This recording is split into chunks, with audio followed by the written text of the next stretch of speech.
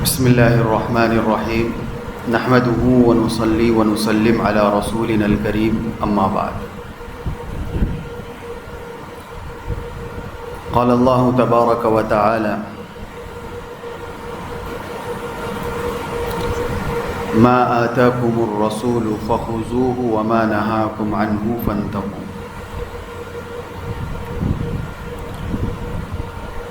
وقال تعالى محمد رسول الله والذين معه أشداء على الكفار رحماء بينهم صدق الله مولانا العظيم.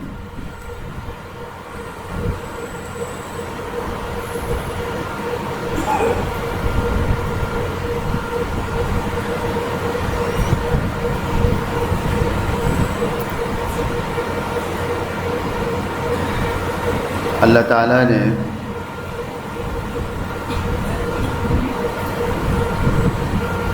حضرت نبی کریم صلی اللہ علیہ وسلم کو اس دنیا میں خاتم النبیین والمرسلین بنا کر مبعوث فرمایا ہے.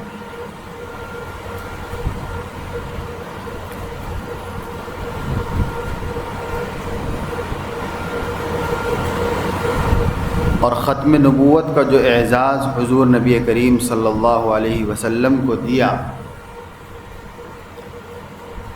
تو یہ بات واضح ہو گئی کہ قیامت تک آنے والے آخری انسان کو بھی حضرت محمد الرسول اللہ صلی اللہ علیہ وسلم کی لائی ہوئی تعلیمات کا اتباع کرنا ہوگا.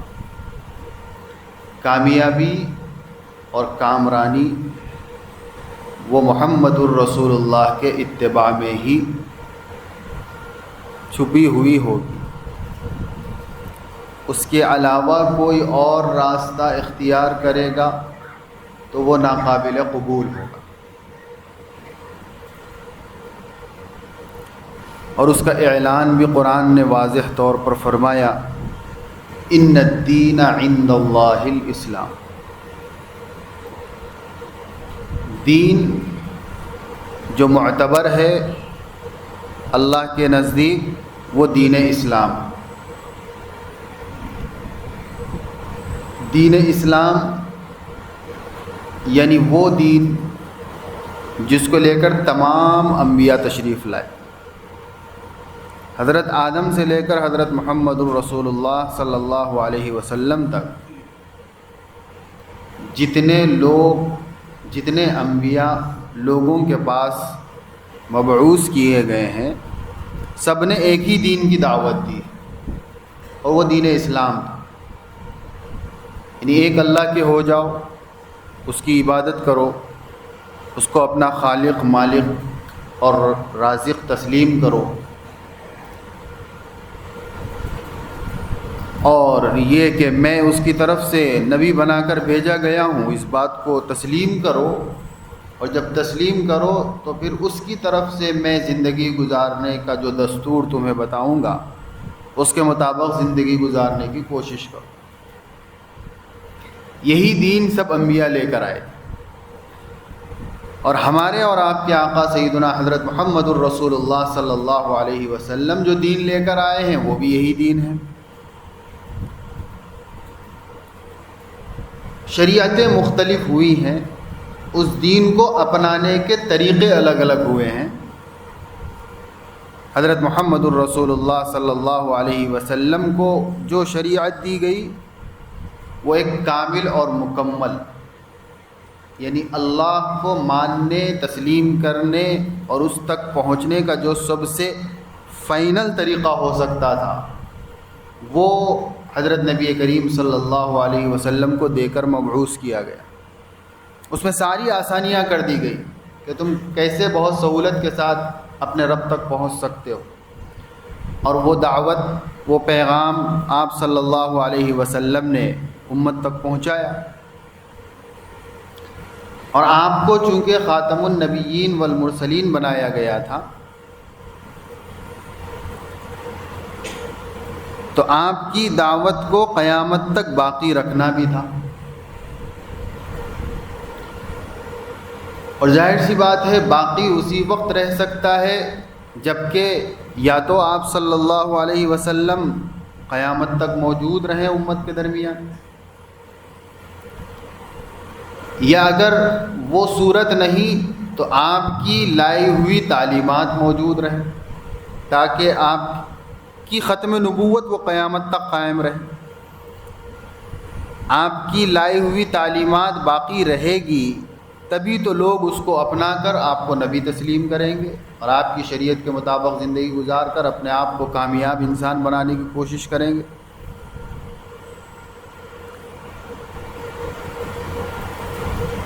تو اس ہدایت کے بقا کے لیے اللہ تعالیٰ نے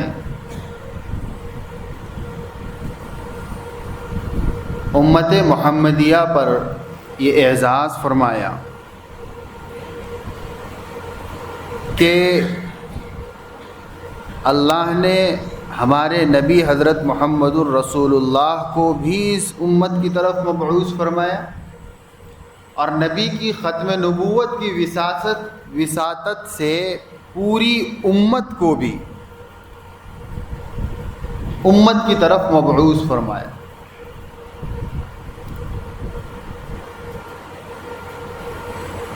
چنانچہ اس دین کی حفاظت کی ذمہ داری اب صرف تنہا نبی کی باقی نہیں رہی، بلکہ نبی کے ساتھ پوری امت کی بھی یہ ذمہ داری ہو گئی کہ وہ اس امانت کو جو اللہ نے حضرت محمد الرسول اللہ پر نازل فرمایا ہے اس کی حفاظت کا فریضہ انجام دے۔ البتہ مراتب کے فرق کے اعتبار سے ذمہ داریوں کا بھی فرق رہا۔ عوام الناس کی ذمہ داری یہ رہی کہ جتنا بنیادی اور موٹا موٹا دین انہوں نے حاصل کیا ہے وہ خود اپنی زندگی میں اس کی حفاظت کرے اور دوسروں تک پہنچانے کا فریضہ انجام دے، اور عوام کے مقابلے میں خواص یعنی علماء اکرام کا طبقہ جس نے اپنی پوری زندگی اللہ کے نبی صلی اللہ علیہ وسلم کی لائی ہوئی شریعت اور ان پر نازل کردہ امانت کے مکمل مجموعے کی حفاظت کے لیے وقف کی ہے، ان کی ذمہ داری عوام کے مقابلے میں دوہری ہو گئی۔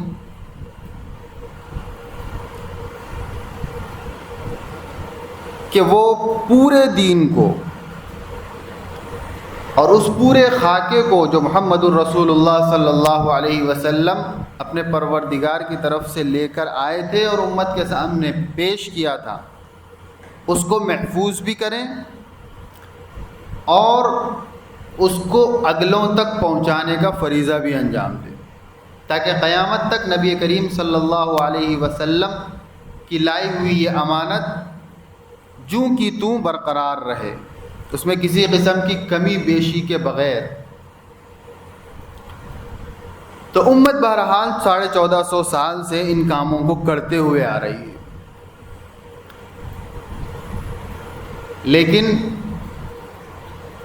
حضور نبی کریم صلی اللہ علیہ وسلم سے اس امانت کو لینے کے لیے اور جو کچھ اللہ تعالیٰ سمجھانا چاہتا ہے اور بتانا چاہتا ہے اس کو سمجھنے کے لیے نبی کریم صلی اللہ علیہ وسلم کو اللہ تعالیٰ نے جو جماعت عطا فرمائی ہے اور جن لوگوں کا انتخاب کر کے نبی کے حوالے کیا ہے،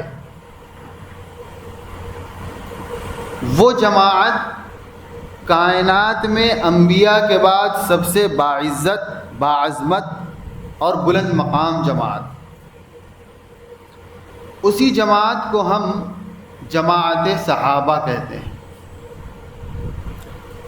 ہر نبی کو اللہ تعالیٰ نے ایسی ایک جماعت دی تھی جو نبی کی پہلی مخاطب ہوا کرتی، یعنی نبی ڈائریکٹ آسمان سے آئے ہوئے علوم کو جس کے سامنے رکھتا ہے، وہ پہلی جماعت کو جماعت صحابہ کہتے ہیں۔ ہر نبی کو یہ جماعت ملی۔ لیکن حضرت محمد الرسول اللہ صلی اللہ علیہ وسلم کو جو جماعت ملی اس کے متعلق خود نبی کریم صلی اللہ علیہ وسلم فرماتے ہیں کہ یہ وہ جماعت ہے جس کا انتخاب خود پروردگار عالم نے میری صحبت کے لیے کیا ہے۔ چنانچہ روایتوں میں آتا ہے کہ آپ صلی اللہ علیہ وسلم نے فرمایا کہ اللہ تعالیٰ نے عالم ارواح پر ایک نظر ڈال کر سب سے روشن چہروں کا انتخاب فرمایا اور ان کو اپنی نبوت کے لیے منتخب فرما لیا، اور جب دوسری مرتبہ نظر ڈالی تو اب اس کے علاوہ جو روشن چہرے تھے ان کا انتخاب میری صحبت کے لیے فرمایا۔ تو حضرات صحابہ اکرام رضوان اللہ علیہم اجمعین، یعنی نبی کی پہلی مخاطب ٹیم، اس کا انتخاب خود پروردگار عالم نے فرمایا ہے۔ یہ انتخاب کیوں ہو رہا ہے؟ یہ انتخاب نبی کی ختم نبوت کی حفاظت کے لیے ہو رہا ہے۔ اللہ کے نبی صلی اللہ علیہ وسلم کو خاتم النبیین والمرسلین بنا کر بھیجا گیا ہے، اور آپ کی ختم نبوت کی حفاظت کے لیے آپ پر نازل کردہ امانت کی حفاظت بہت ضروری ہے، اور آپ پر نازل کردہ شریعت کی تفہیم بہت ضروری ہے، اس کو سمجھنا اور اس کو آگے تک پہنچانا، یہ کام بڑی ذمہ داری کا تھا۔ اللہ کے نبی صلی اللہ علیہ وسلم کے اسی ختم نبوت کی حفاظت کے لیے انسانوں میں جو سب سے بہتر لوگ ہو سکتے تھے، اللہ تعالیٰ نے حضور نبی کریم صلی اللہ علیہ وسلم کی صحبت کے لیے ان کا انتخاب فرمایا، اور نبی کو وہ لوگ عطا کر دیے جو دین کو سمجھ سکتے تھے۔ جو کچھ آسمانی تعلیم نبی پر نازل ہو رہی تھی اس کو جاننے اور اس پر عمل کرنے کی سب سے زیادہ لیاقت انہی کے اندر تھی، ان سے زیادہ کوئی اور دین کو نبی سے اس سے بہتر طریقے سے سمجھ نہیں سکتا تھا، تو انہی لوگوں کا اللہ تعالیٰ نے انتخاب کر کے نبی کے سپرد کیا، اور نبی نے اس پوری امانت کو جو اللہ کی طرف سے نبی کو حاصل ہوئی تھی 23 سالہ دور نبوت میں حضرات صحابہ کی اسی جماعت کو سمجھایا ہے، کسی اور کو نہیں سمجھایا ہے۔ جن کو ہم صحابہ کہتے ہیں اسی جماعت کو نبی نے پورا دین سمجھایا ہے،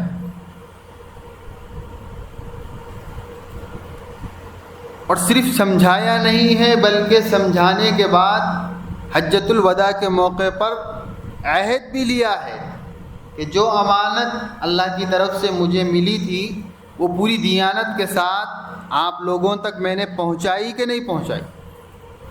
الا هل بلغت، 3 مرتبہ آپ صلی اللہ علیہ وسلم نے سوال کیا، بتاؤ کیا وہ نعمت اور وہ دولت، وہ امانت جو اللہ نے مجھے جبرائیل کے واسطے سے عطا کی ہے وہ میں نے تم تک پہنچائی کہ نہیں پہنچائی؟ صحابہ نے کہا بلا یا رسول اللہ، بالکل ہے اللہ کے رسول، آپ نے سب کچھ پہنچا دیا، آپ نے حق ادا کر دیا ہے امانت کے پہنچانے کا، اور جو ذمہ داری آپ کے سر اللہ نے رکھی تھی آپ نے اس کو ادا کر دی۔ اطمینان دلانے کے بعد پھر اللہ کے نبی صلی اللہ علیہ وسلم نے صحابہ کی اس جماعت کو پابند کیا، فَلْيُبَلِّغِ الشَّاهِدُ الْغَائِبَ، اب تمہاری ذمہ داری ہے کہ جتنے یہاں موجود ہیں وہ اس دین کی امانت کو اپنے اگلوں تک پہنچائیں گے جو یہاں موجود نہیں۔ صحابہ نے پوری ذمہ داری کے ساتھ اس کو پہنچایا، اور جیسے نبی نے سمجھایا تھا قرآن کی ایک ایک آیت کو، وہی سمجھ اور وہی فہم کو اگلوں تک منتقل کیا، اس میں اپنی عقل کو شامل کرنے کی ہمت بھی نہیں کی، جو کچھ نبی سے سمجھا تھا وہی آگے منتقل کیا۔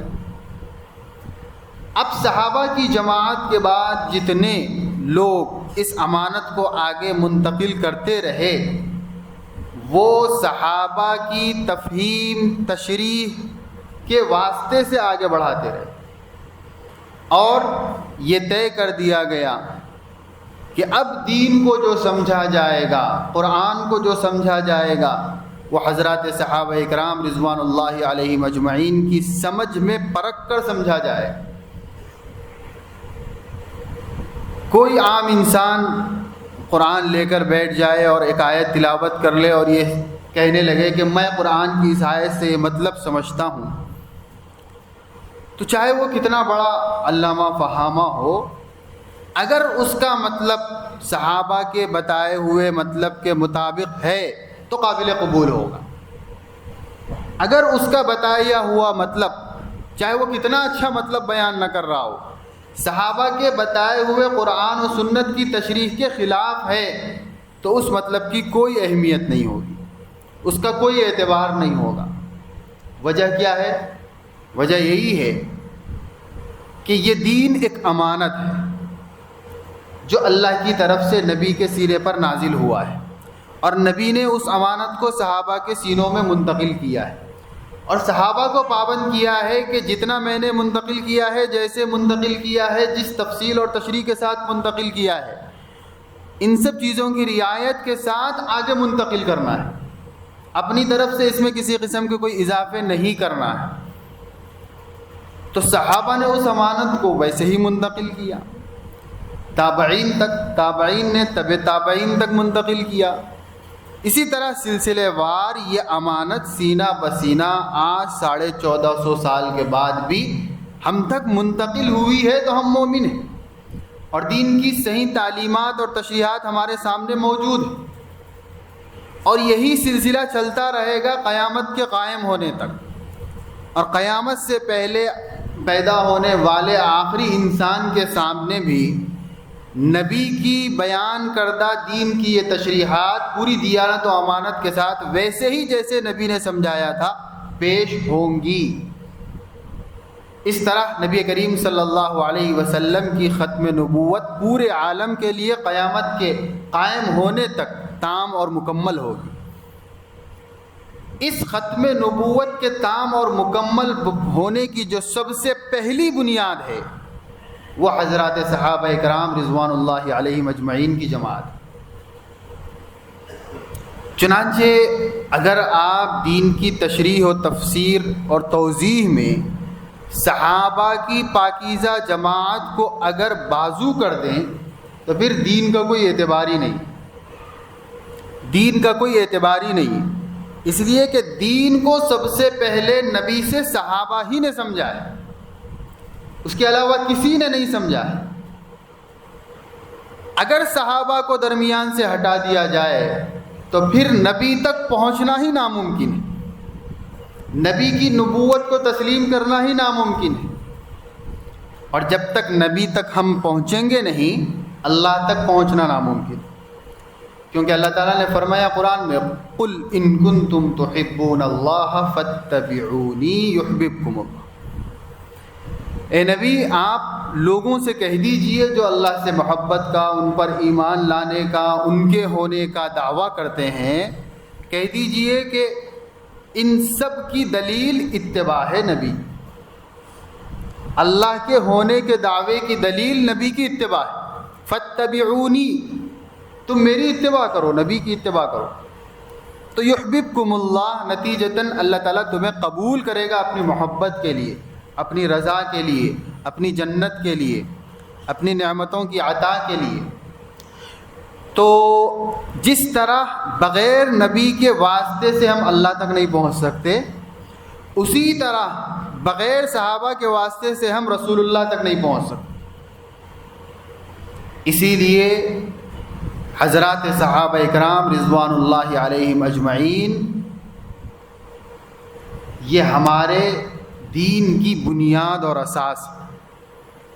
اگر آج 1450 سال کے بعد کوئی بدبخت حضرات صحابہ اکرام رضوان اللہ علیہم اجمعین پر لعن طعن اور زبانیں طعن دراز کرتا ہے اور ان کے ایمان پر شک کرتا ہے، تو اس کو یہ طے کر لینا چاہیے کہ اس سے پہلے اس کا ایمان سب سے پہلے شک کے دائرے میں آ جائے گا، کیونکہ ایمان کی دولت پہنچی ہے صحابہ کے واسطے سے۔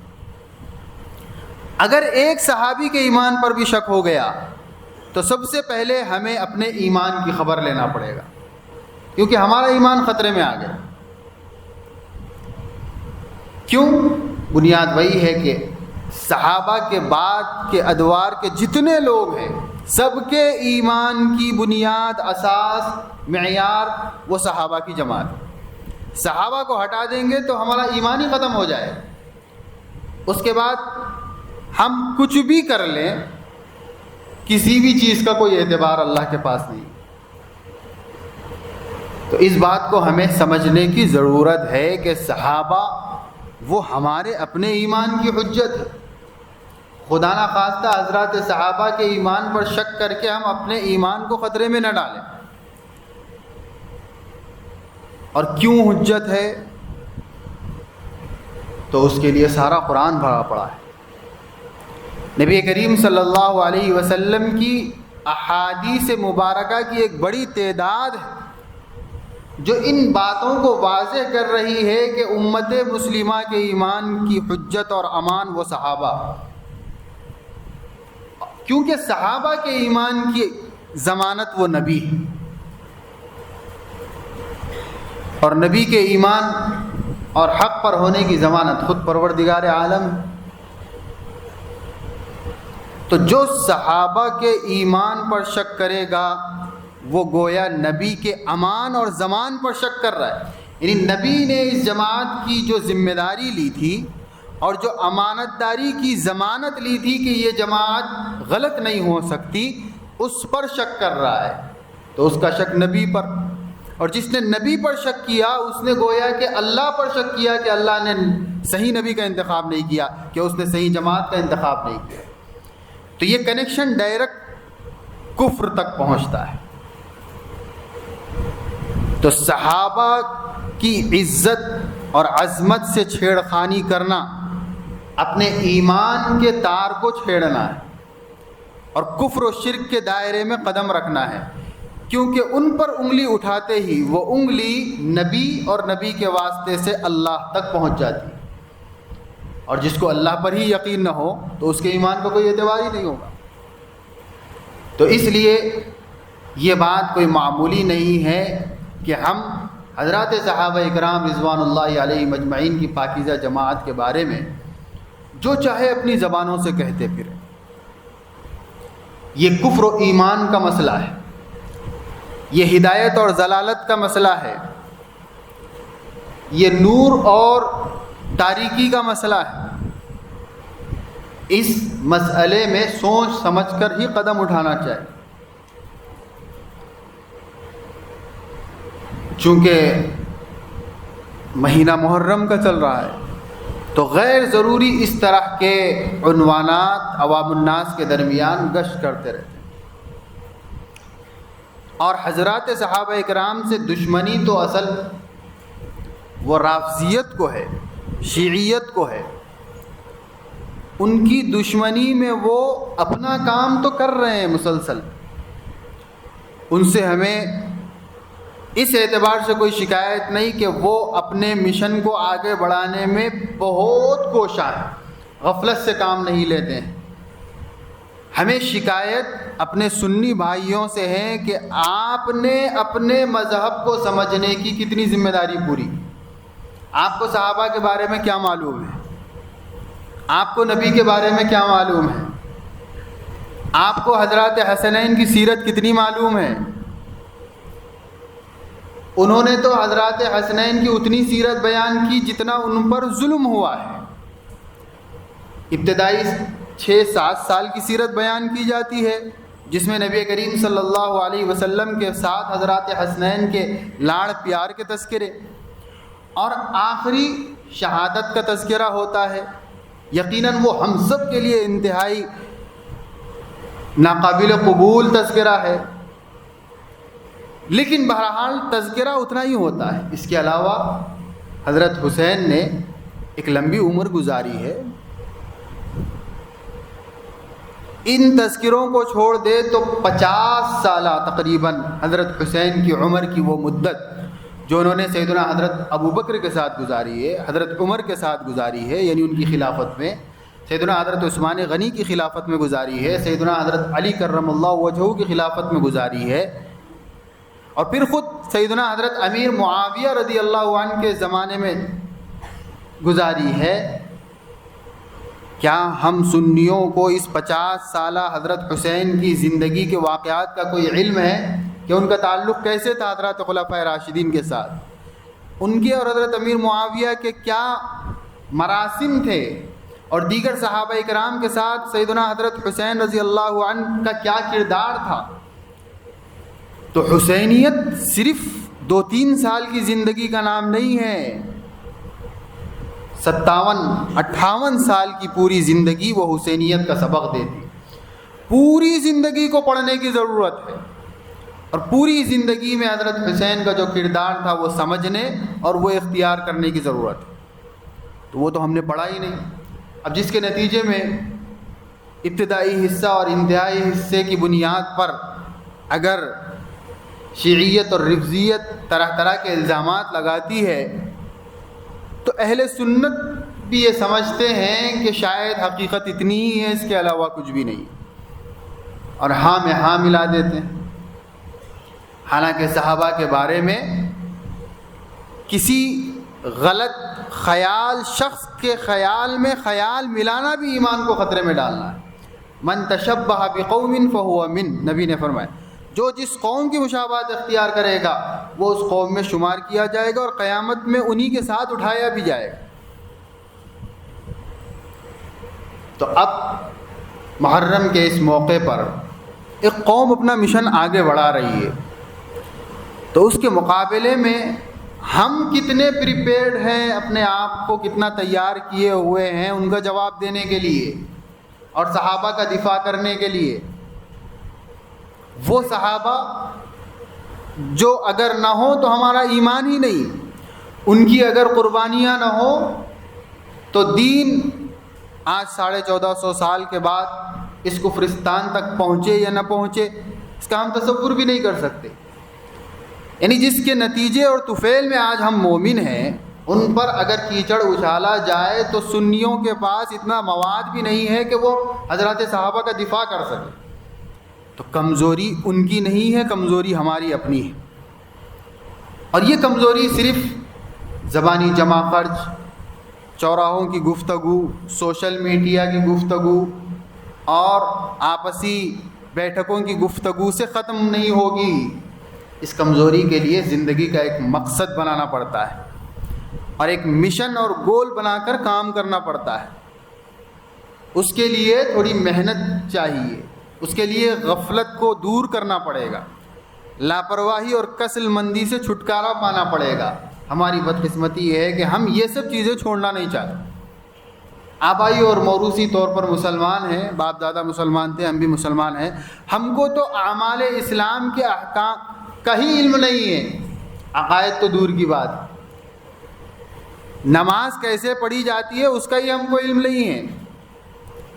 اگر مجمع میں ابھی بھی کھڑا کر پوچھ لیا جائے تو 80% ایسے ہیں جن کو نماز شروع سے آخر تک یاد بھی نہیں ہے کہ نماز کیسے پڑھتے ہیں، اس کے فرائض کیا ہیں، شرائط کیا ہیں۔ تو یہ تو آگے بڑھ کر عقائد کی بات ہو گئی۔ میرے بھائیو، یہ غفلت ہمیں خدا نہ خواستہ، 1000 بار خدا نہ خواستہ، ایک دن ایمان سے محروم کر سکتی ہے۔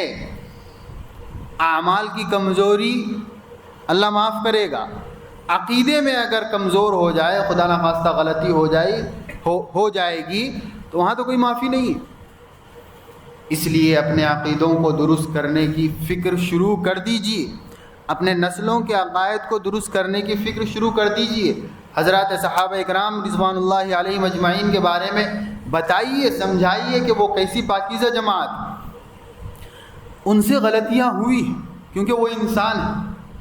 صرف اور صرف انبیاء معصوم ہیں، انبیاء سے غلطی نہیں ہوتی، اس کے علاوہ ہر ایک سے غلطی ہوتی، ان سے غلطیاں ہوئی ہیں، لیکن اللہ نے قرآن میں جا بجا ان غلطیوں کے بھی معافی کا اعلان کر دیا ہے۔ تو اب ہم کو ان غلطیوں کے تذکرے کی کوئی ضرورت نہیں، اور جو کچھ ہوا وہ اللہ کے ایک تکوینی نظام کے تحت ہوا ہے۔ یعنی کہ جو کچھ آگے ہوا ہے حضرت عثمان کی شہادت سے لے کر حضرت علی کی شہادت سے لے کر حضرت حسین کی شہادت تک اور آگے تک، ان سب کی منظر کشی اللہ کے نبی صلی اللہ علیہ وسلم اپنی زندگی میں صحابہ کو دے رہے ہیں۔ حدیث کی کتابوں میں، ہر حدیث کی کتاب میں کتاب الفتن ہے، مستقل کتاب ہے، اس میں قیامت تک آنے والے احوال کا تذکرہ نبی کریم صلی اللہ علیہ وسلم فرما رہے ہیں۔ اس میں حضرت حسین کی شہادت کے تذکرے بھی ہیں، جبکہ ابھی وہ رونما ہی نہیں ہوا، نبی موجود ہیں، نبی بتا رہے ہیں، منظر کشی کر رہے ہیں کہ یہ ہوگا، یہ فتنہ برپا ہوگا۔ اس میں حضرت علی کی شہادت کے تذکرے بھی ہیں، اس میں حضرت حسین کی شہادت کے تذکرے بھی ہیں، اس میں حضرت امیر معاویہ کے مضبوط حکومت قائم کرنے کے تذکرے بھی ہیں، اس میں حضرت امیر معاویہ کو دعائیں دینے کے تذکرے بھی ہیں، اللہم اجعلہ ہادیا مہدیہ، اے اللہ اس کو ہادی اور مہدی بنا دیجیے۔ اس میں حضرت امیر معاویہ کو یہ دعا بھی ہے کہ اللہ اس کو مغلوب مت فرمائیے کبھی بھی۔ اور اس میں یہ تذکرے بھی ہیں کہ اس امت میں سب سے پہلا بحری بیڑا، سمندری جہاد وہ معاویہ کی امارت کے دور میں ہوگا۔ تو نبی کو نہیں معلوم ہے کہ یہ سب کچھ آگے چل کر ہونے والا ہے، سب کچھ معلوم ہے، پوری آگاہیاں نبی کر رہے ہیں، اس کے باوجود نبی اعلان کر رہے ہیں اصحابی کالنجوم بأیہم اقتدیتم اہتدیتم، میرے سارے کے سارے صحابہ ستاروں کے مانند ہیں، تم جس کی بھی اتباع کرو گے، جس کو بھی فالو کرو گے، وہ سب کے سب تمہیں مجھ تک ہی لائیں گے، کہیں اور نہیں لے جائیں، اور میں تم کو اللہ تک لے جاؤں۔ اور ایک حدیث میں اللہ کے نبی صلی اللہ علیہ وسلم فرما رہے ہیں اللہ اللہ فی اصحابی۔ ہر جمعے میں تقریباً ہم اہل سنت کی مسجدوں میں ممبروں سے یہ حدیث سنتے ہیں، اور یہ حدیث سنانے کا مقصد ہی یہ ہے کہ اپنی سنیت کا اظہار ہو، کہ ہم صحابہ کے بارے میں اپنی زبان کو غلط استعمال نہیں کرتے، ہم تو ان کے بارے میں یہ عقیدہ رکھتے ہیں اللہ اللہ فی اصحابی۔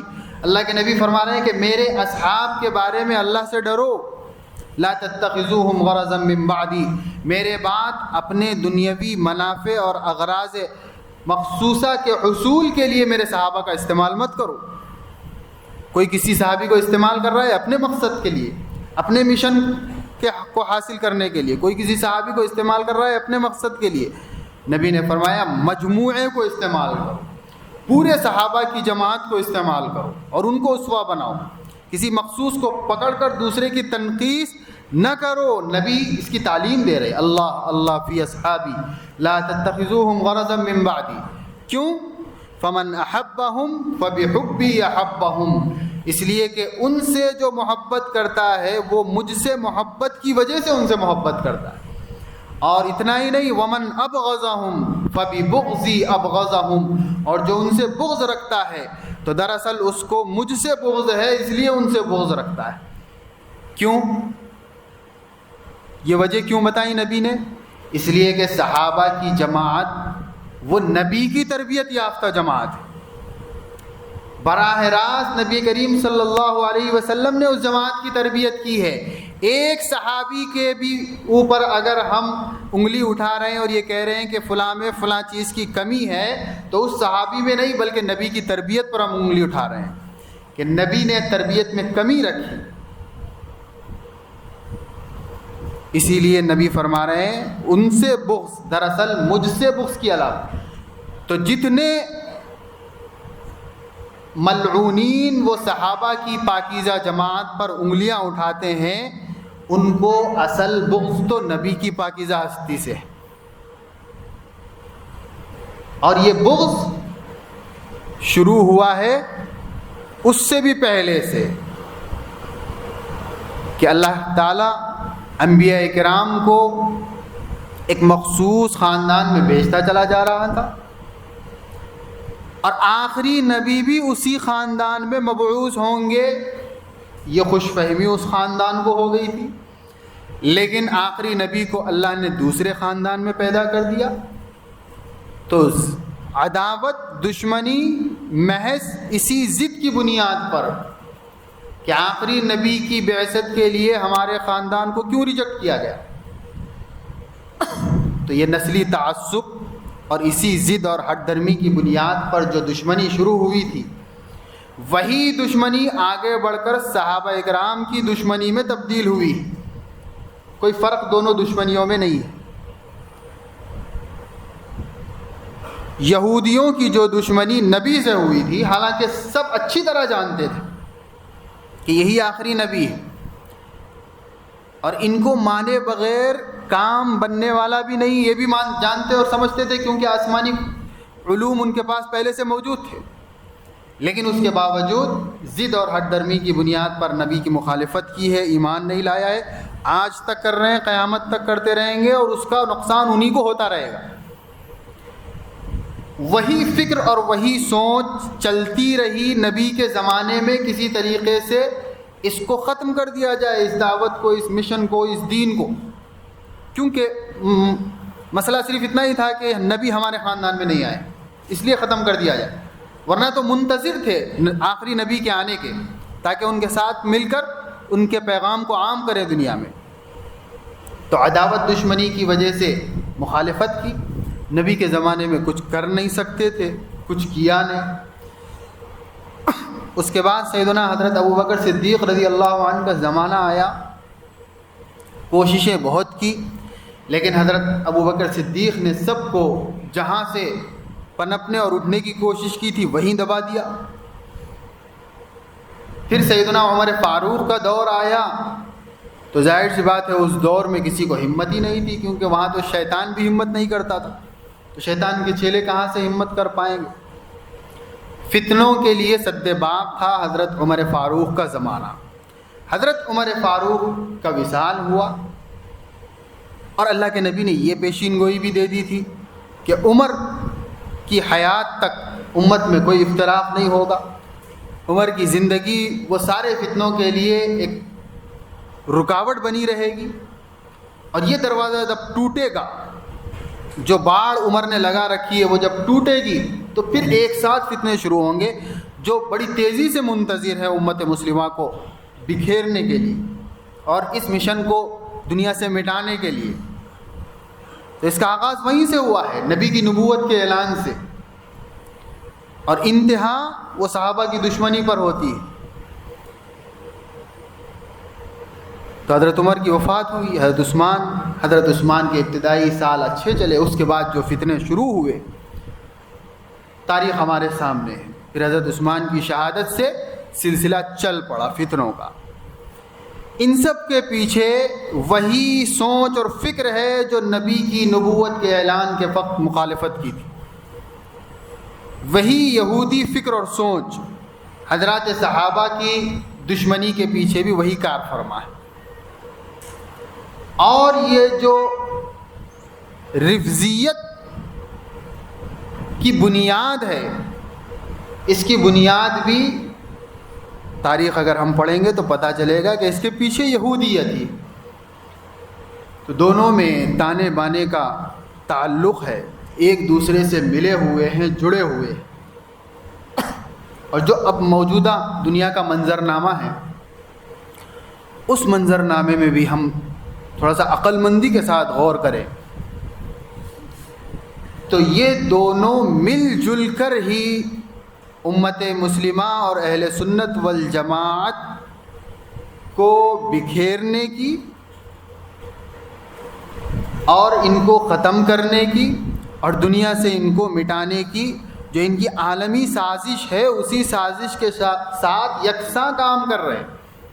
نقشہ ہمیں دنیا کے منظرنامے پر کچھ اور نظر آ رہا ہے، لیکن حقیقت اس کے پیچھے کی یہی ہے کہ دونوں مل کر ایک نئی پالیسی کے ساتھ امت مسلمہ کو ہلاک و برباد کرنے کی کوشش اور پلاننگ کر رہے ہیں، جو اگرچہ کہ کبھی پوری نہیں ہوگی، کیونکہ یہ دین اور یہ امت قیامت تک قائم ہونے کے لیے بھیجی گئی ہے اور قیامت تک یہ قائم رہے گی. حالات اوپر نیچے ضرور ہوتے رہیں گے، لیکن ہمیں حالات سے سبق سیکھنے کی ضرورت ہے. دیکھیے، بہت تیزی کے ساتھ عقیدے کا فساد وہ انسان کو کفر میں داخل کر دیتا ہے، اور پوری تیزی کے ساتھ عقیدے کے فساد کی کوششیں جاری ہے، اور امت مسلمہ کے ایک بڑے طبقے کو اور اہل سنت والجماعت کو اپنے پرانے عقیدوں سے ہٹا کر حضرات صحابہ اکرام سے بدظن کرنے اور شیعیت اور رفضیت کے عقائد پر قائم کرنے کے لیے جو کیا جا سکتا ہے وہ اسباب کے درجے میں کیا جا رہا ہے۔ تو خیریت اگر ہم اپنی چاہتے ہیں تو ہمیں یہ طے کر لینا ہے کہ ہم 1400 سال سے امت مسلمہ جن عقائد پر صحابہ اکرام کے بارے میں قائم ہیں، انہی عقائد پر قائم رہ کر اپنی دنیاوی اور اخروی نجات کو پا سکتے ہیں، اور یہ کام ہر فرد کو اپنے طور پر کرنا ہوگا۔ کوئی بھی آ کر کسی کا ایمان نہیں بچائے گا۔ اگر آپ کو اپنا ایمان بچانا ہے اور اگر آپ کو اپنی آخرت بہتر کرنا ہے، اپنی خبر بہتر رکھنا ہے، تو آپ کو اپنے ایمان کے بچانے کی فکر کرنا پڑے گا، ورنہ اس طرح غفلت کی زندگی آپ گزارتے رہیں گے تو جس پروپیگنڈے کے ساتھ مسلمانوں کے ایمان پر حملے ہو رہے ہیں، عقائد پر حملے ہو رہے ہیں، کہ آدمی کو سمجھ میں ہی نہیں آ رہا ہے کہ کس طرح اس کا ایمان اس کے دل سے چھین لیا گیا ہے اور وہ اطمینان میں ہے کہ وہ مومن باقی ہے۔ اور یہی وہ دجل کا دور ہے جس کے بارے میں بھی نبی کریم صلی اللہ علیہ وسلم نے آگہی کی تھی کہ زمانہ جیسے جیسے قیامت سے قربت اختیار کرتا جائے گا، دجل کا گراف بڑھتا جائے گا، دھوکے کا گراف بڑھتا جائے گا، یعنی اس میں جھوٹ کو سچ دکھایا جائے گا اور سچ کو جھوٹ دکھایا جائے گا، اور آدمی کو یقین کرنا مشکل ہو جائے گا کہ جو جھوٹ سچ بنا کر پیش کیا جا رہا ہے کہ کیا وہ واقعتاً حقیقت میں جھوٹ ہے، یہ یقین کرنا مشکل ہو جائے گا، یعنی وہ اس کو سچ ہی سمجھ رہا ہوگا۔ دلائل اس کے پاس اس کے سچ ہونے کے اتنے پیش کیے جائیں گے کہ وہ اس جھوٹ کو سچ سمجھنے کے لیے اپنے آپ کو تیار کر چکا ہوگا۔ اب ایسے دور میں ایمان کو بچانے کے لیے کیا کرنا ہے؟ ایک تو دعاؤں کا اہتمام کرنا ہے، ربنا لا تزغ قلوبنا بعد اذ ہدیتنا وہب لنا من لدنک رحمہ، اللہ ہدایت دینے کے بعد گمراہی سے ہماری حفاظت فرما لیجیے۔ اور دوسرے نبی نے فرمایا ایسے دور میں سورۃ الکہف کا اہتمام کرو۔ سورۃ الکہف وہ حقائق کو روشناس کراتا ہے۔ جو آدمی سورۃ الکہف ایک تو پڑھتا ہے جمعے کے دن، دوسرے اہتمام کے ساتھ اس کو سمجھ کر پڑھنے کی بھی کوشش کیجیے۔ سورۃ الکہف کے پیغامات بھی باطل کے مقابلے میں حقائق کو سمجھنے کے اصولوں پر مشتمل، کہ کون سی چیز حق ہے، کون سی چیز باطل، اس کو کیسے پہچانو گے جب معاملہ تمہارے سامنے مشتبہ ہو جائے گا۔ اس پوری صورت میں مختلف طریقوں سے اللہ تعالیٰ نے اس کو سمجھایا ہے۔ سمجھ کر بھی پڑھنا ہے، یا کم از کم تلاوت کا معمول، نبی نے فرمایا ہر جمعہ اس کی تلاوت کرو، تم دجالی فتنوں سے محفوظ ہو جاؤ۔ صحابہ سے دشمنی یا صحابہ سے بدگمانی دجالی فتنوں کا سب سے پہلا آلے کار ہے، کیونکہ دین کی بنیاد صحابہ ہے۔ بنیاد کو ہٹا دو، پھر اس کے بعد انسان کو جہاں چاہے جس وادی میں چاہے وہ بہکا سکتے ہیں۔ تو یہ سب سے پہلی اور بنیادی تیر ہے صحابہ سے دوری، اس لیے اس سلسلے میں سب سے پہلے اپنے آپ کو آگاہ کرنے کی ضرورت۔ صحابہ اللہ تعالیٰ نے قرآن مجید میں فرمایا والسابقون الاولون من المہاجرین والانصار والذین اتبعوہم بإحسان رضی اللہ عنہم ورضوا عنہ۔ پہل ایمان لانے والے صحابہ ہو یا بعد میں ہجرت کے بعد ایمان لانے والے صحابہ ہو، سب کو ایک ساتھ جمع کر کر قرآن نے کہہ دیا رضی اللہ عنہم ورضوا عنہ۔ اب 1400 سال بعد آنے والوں کو کوئی حق نہیں ہے کہ وہ صحابہ کی کیٹیگریز بنائیں کہ ہم ان کو مانیں گے، ان کو نہیں مانیں گے، یہ ایسے تھے، یہ ویسے تھے۔ ہمیں کوئی حق نہیں ہے، کیونکہ قرآن نے سب کے مجموعے کو جمع کر کے اور یہ وضاحت کر کے کہ پہلے نبی پر ایمان لانے والے بھی اور بعد میں ایمان لانے والے صحابہ بھی، سب کے سب رضی اللہ عنہم ورضوا عنہ، سب کے سب ایسے ہیں کہ اللہ ان سے راضی ہے اور وہ اللہ سے راضی۔ بلکہ اتنا ہی نہیں، بلکہ اللہ نے فرمایا جو ان کی پیروی کر کے اپنے دین و ایمان کو اس کے مطابق بنائیں گے اللہ ان سے بھی راضی ہے۔ فَإِنْ آمَنُوا بِمِثْلِ مَا آمَنْتُمْ بِهِ فَقَدِ اهْتَدَوْا، جو صحابہ جیسا ایمان لائیں گے، ہدایت انہی کا مقدر ہے۔ صحابہ کی سوچ سے ہٹ کر جس کی کوئی سوچ ہوگی، ہدایت کبھی بھی اس کا مقدر نہیں بن سکتی۔ قرآن نے اس کا اعلان کر دیا۔ لہذا صحابہ کو چھوڑ کر اور صحابہ کو برا بھلا کہہ کے ہم ہدایت کے خوش فہمی میں مبتلا نہ رہیں، ہدایت ہمیں نہیں مل سکتی۔ پوری قرآن دیکھ لیجئے، اللہ تعالیٰ نے حضرت صحابہ اکرام کے کامل و مکمل ہونے کا اطمینان دلا دیا ہے، اور ان کے دلوں کے امتحان لے کر ان پر حقانیت کا، عدالت کا، صداقت کا مہر لگانے کا اللہ نے قرآن میں اعلان فرما دیا ہے، اور نبی نے احادیث میں جا بجا حضرات صحابہ اکرام کی فضیلتیں بیان کی، اور یہ بھی فرما دیا کہ میرے صحابہ کو برا بھلا بھی مت کہو، لا تسبوا اصحابی، نبی نے فرمایا میرے صحابہ کو برا بھلا مت کہو۔ اور علماء نے فرمایا جو صحابہ کو برا بھلا کہتا ہے نبی کی ان احادیث کی روشنی میں، قرآن کی ان آیات کی روشنی میں، وہ زندیق ہو جاتا ہے، مرتد ہو جاتا ہے، کافر ہو جاتا ہے۔ اور خود نبی کریم صلی اللہ علیہ وسلم نے فرمایا جو میرے اصحاب کو برا بھلا کہے گا فعلیہ لعنت اللہ والملائکۃ والناس اجمعین، اس پر اللہ کی لعنت، فرشتوں کی لعنت اور پورے نیک انسانوں کی لعنت۔ تو ملعونین کی صف میں خدا نخواستہ کہیں ہمارا شمار نہ ہو جائے، اس سلسلے میں بیدار رہنے کی ضرورت ہے۔ اور اس موقع پر جو کچھ شیعیت اور رفضیت کی طرف سے اعمال کیے جاتے ہیں ان میں کسی قسم کی شرکت ہمارے لیے جائز نہیں ہے۔ اگر ہم کریں گے، دیکھنے کے لیے بھی کریں گے، تو نبی کریم صلی اللہ علیہ وسلم نے فرمایا کہ فتنوں سے بچو، اس لیے کہ فتنے، اگر تم صرف تماشا دیکھنے کے لیے بھی فتنے کے پاس جاؤ گے تو فتنہ تمہیں اپنی طرف کھینچ لے گا۔ صحیح حدیث ہے نبی۔